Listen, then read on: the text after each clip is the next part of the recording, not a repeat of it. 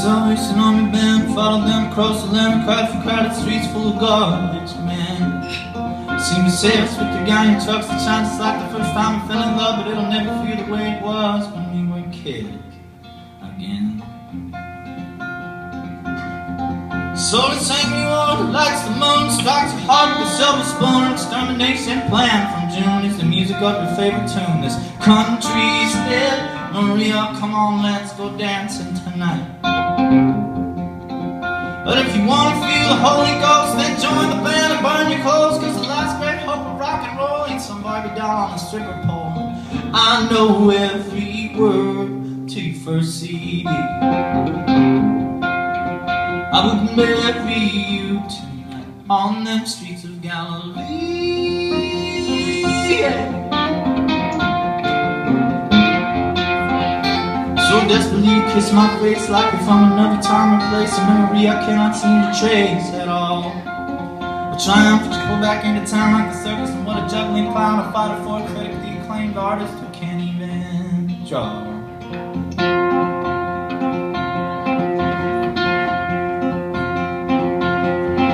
So now run up for me and say I'll save you from another day of petty lies and gutless folks who steal from you to give you hope. I get the feeling nowadays there ain't nothing left to say.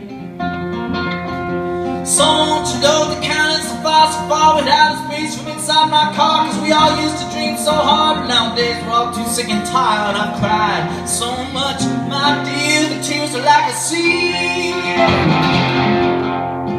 There's a ship we can ride across on them streets of Galilee.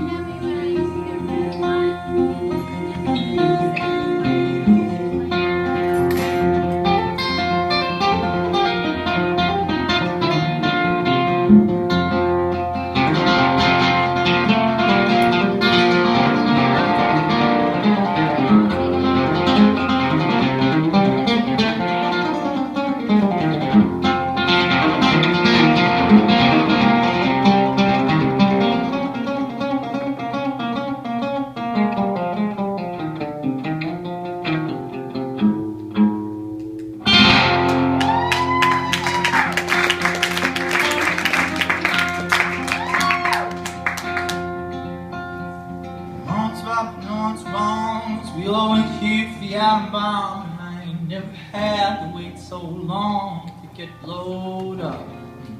But maybe when we finally go, MTV will show some of those music videos and apologize for all their TV shows in which they tried a little harder to find something cool.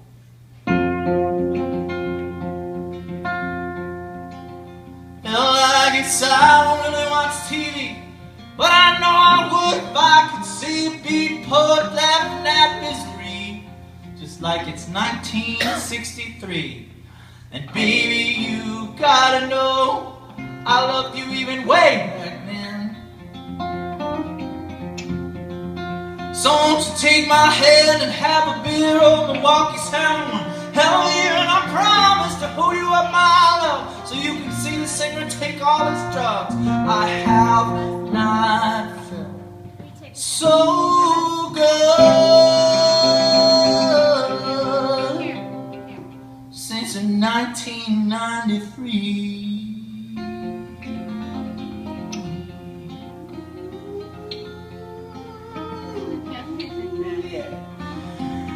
That was the year of Kurt Cobain, snap bracelets. I grew up in Ohio. I live in Nashville now, but I grew up in Ohio. I had cool parents. My dad was like a kind of conservative jazz type guy. He wore a lot of Cosby sweaters and listened to like Stan Kenton and shit like that. And he'd be like, oh, the part where the horns swell. He loved that kind of shit, you know. My mom was kind of a hippie chick, and she turned me on to all kinds of stuff. She turned me on to Dylan. She turned me on to the Byrds, you know. Yeah. But the coolest thing that my mom ever did for me was turn me on to the Beatles. She was playing me the Beatles stuff a lot, and I was getting really into it, and I decided, man, I want to learn how to play guitar, you know. And so I was trying for a while to get a guitar. I was strumming on tennis rackets and baseball bats and all that kind of stuff, trying to give him an idea of what I was looking for. And I finally told him at one point, I said, hey man, I'd love to have a guitar. And my dad was like, you don't want that, man. You're going to have to practice it. You know, it's heavy. It's going to be hard to carry around. And I said, you're right. That sounds like a lot more work than I was thinking initially. And so I kind of gave up the dream for a little while, and then I noticed that we already had a guitar. My mom had this guitar from when she was in college stashed away in our closet. So I got that out, and I strummed it a few times, and then I learned a few chords, man. And I sat down with those Beatles records, and I tried to teach myself how to play the guitar. And I basically learned how to play the guitar by copying everything that I heard on the red Beatles tape and the blue Beatles tape. Yeah. And it was badass, man. It was really fun, you know. It was a great way to learn, and I didn't want to know too much fancy shit, you know, because I thought that's not the way forward, man. I want to learn some shit that's like what AC/DC would play, you know, or something like that. But I had an acoustic guitar at the time, so I couldn't really quite get it to happen the way that I wanted it to, you know. I was into John Prine, you know, Arlo Guthrie, all those kind of guys. And it was when I was listening to these Beatles records and learning how to play them that I figured out there was this whole other kind of guitar from the acoustic guitar called the electric guitar, and it seemed like when you played that one, the shit that happened was way cooler. So I decided, man, I want to play the acoustic. I don't want to play the acoustic guitar anymore. I want to play this electric guitar to get some of that shit going on. I noticed, like, you play the electric guitar and, like, suddenly the beer was free and, like, chicks were taking their shirts off and shit like that. It was a way better deal. You know, you play the acoustic guitar and all that's going to happen basically is somebody's going to say, like, hey man, you want to help me, like, save this whale, or maybe we could plant a tree together or some shit like that. I said, I'm tired of these whales and these trees. I want to see some titties and get drunk out there. And I was what they call in school a visual learner, which basically means you don't do the shit that you're supposed to do. But so as to not make you feel bad about it, they give you this title called visual learner, which also leads you to believe that if you see somebody do some shit that you could do it too. And we had this thing in town called the Ohio State Fair going on. And there was this, if you've never been to a state fair before, which I'm guessing probably most of you have as you live in Georgia, but just for those of you who don't know, a state fair is like a bunch of tents, and like people are walking around and you can see whose pig is the biggest, or who can carve the best statue of Garth Brooks out of butter. There's different shit that you do at the state fair.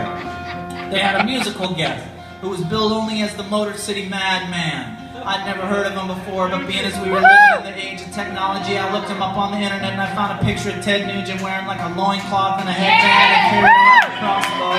Yeah, cat scratch! I took one look at that picture and I thought, this is the fucking guy I need to see right here.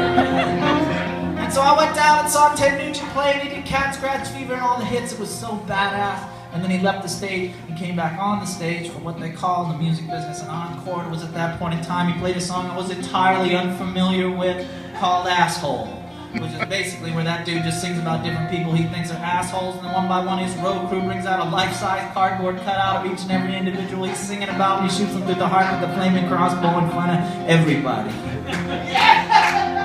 At 17, I was like, damn, man, I just wanted to hear Stranglehold, but okay.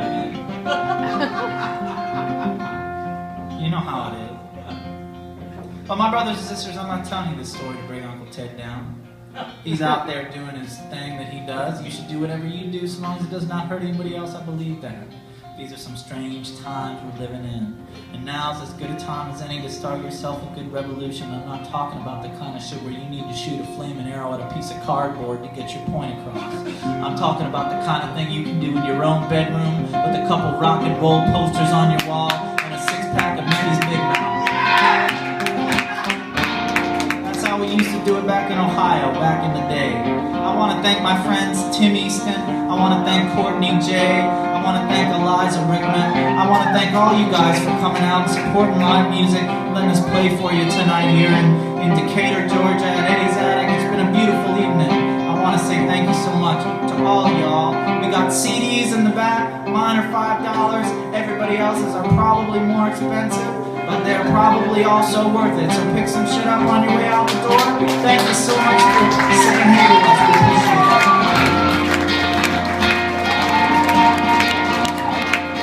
And if you're gonna listen to Ted Nugent, stick to the early shit. On the streets of Galilee.